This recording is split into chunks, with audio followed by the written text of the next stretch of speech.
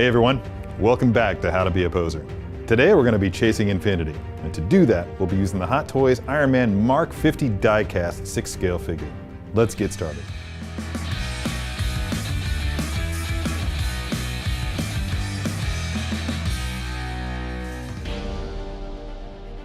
Alright, here it is, the Iron Man Mark 50 die-cast. Still in his box, exactly the way he's going to come to you. Includes a nice assortment of hands, a gorgeous portrait of Robert Downey Jr., a set of nano boosters, and a couple of different arm cannons. Can't wait to see what I can do with all this stuff, so let's get started. Alright, here he is, the Iron Man Mark 50 die-cast. Oh god, yeah, this thing's really, really cool. Alright, so I'm just going to do a really quick test to see exactly what this thing is capable of. We got some fairly decent arm articulation here. It looks like, yeah, if you move this bicep out, that will enable you to bend the arm slightly more than you would be able to if you just left it in. That's just a consequence of the streamlined nature of the nanotech particles that he uses to create this suit. So yeah, that's a good thing to know. Another good thing to know is that this is just ever so slow. That's actually quite a bit of play. Look at all that. Yeah, that moves quite nicely. All right, so that's good. All right, so we know we can get 90 degrees of movement out of that arm there. Let's check the leg. That's great. Look at that.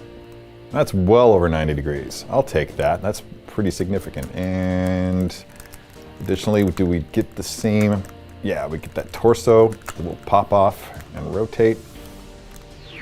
All right, so let's get rolling on a slightly flying pose. This thing's pretty heavy, so whether or not I pose it on the stand is determined by the nature of that pose. So I'm going to start by changing these accessories out. Now, when you're popping off the arm, you just kind of want to bend it a little bit, get a good grip on it, and it just pops right off of there. See how that is? There's a nice little groove there for it to slide down, and it's pretty much plug and play. You can't miss it. All right. Awesome cannon. I love awesome cannons. And that just went right home. I love how easy that was. Okay, now to get this back off of here, it's pretty tight, so if you try to pull it off with your fingers, you might be frustrated. Fortunately, Hot Toys thought to include a tool for us. So if you slide this down here, I'm thinking that you can use it, just very gently pry that off. Wow. Easy peasy, mac and cheesy. While I've got this off, you can see that this is actually the area that you're going to plug the batteries in if you wanted to use the light up feature. Gonna plug this guy in here. Nice snug fit, looking good. Nano boosters, baby. That's where it's at. Love it. Okay, so these are the accessories that I'm going to be using. So the next thing I think I want to do is maybe just hit just a basic pose. Have his upper torso doing the actions that I want it to be doing before I put it onto the flight stand. The reason I do this is because it just kind of minimizes the risk of the figure falling off the flight stand as I'm posing it. And anything that you can do to minimize that risk, of course, is going to be desirable.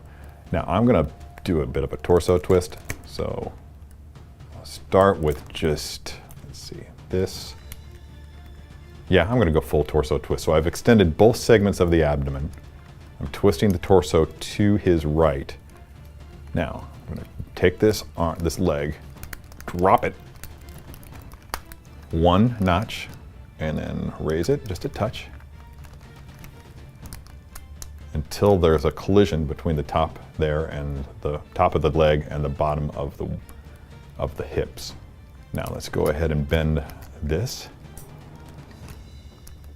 All right, then I'm going to pick this up. Now, of course, I like to extend the feet because you can do that when you're flying. Oh, look at that. That is so great. So much awesome engineering going on here.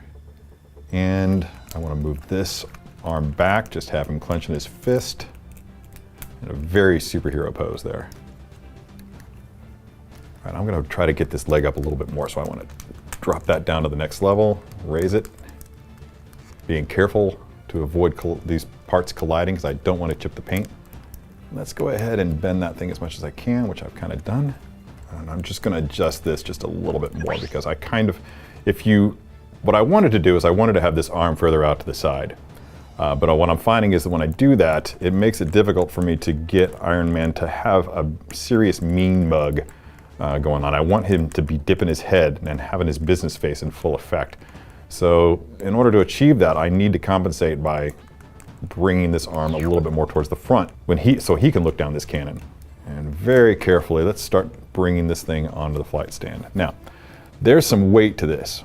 So I'm going to recommend bending this stand back at the bottom and then compensating by bringing it ever so slightly forward at the top. Now, leave that pointed ever so slightly upward, because when you add the weight, that's actually going to cause that stand to flex just a bit.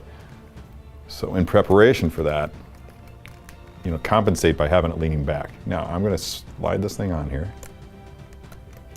Okay, now two things I want to point out here. One is just notice how this has worked for me. I've got the nano boosters back here that are kind of supported a little bit by the flight stand. So that's working in our favor. That's a happy accident. I actually hadn't counted on that. Another thing that I've done to help support is that I've taken this front foot and I've placed it up against the flight stand. Now I'm going to bring it around now that I've done that. This is going to be my first real look at what I've created so far. This is okay, but I think we could probably do something better. I'm going to take the flight stand and bend it a little bit further forward, get some forward momentum going for Iron Man here. To compensate for that, I'm going to raise this arm just a touch more, if I'm allowed to. Yeah, looks like we got a little bit more. And it's just going to have to give the appearance of Iron Man firing ever so slightly downward. You see what I'm doing here is I'm twisting his torso just a touch.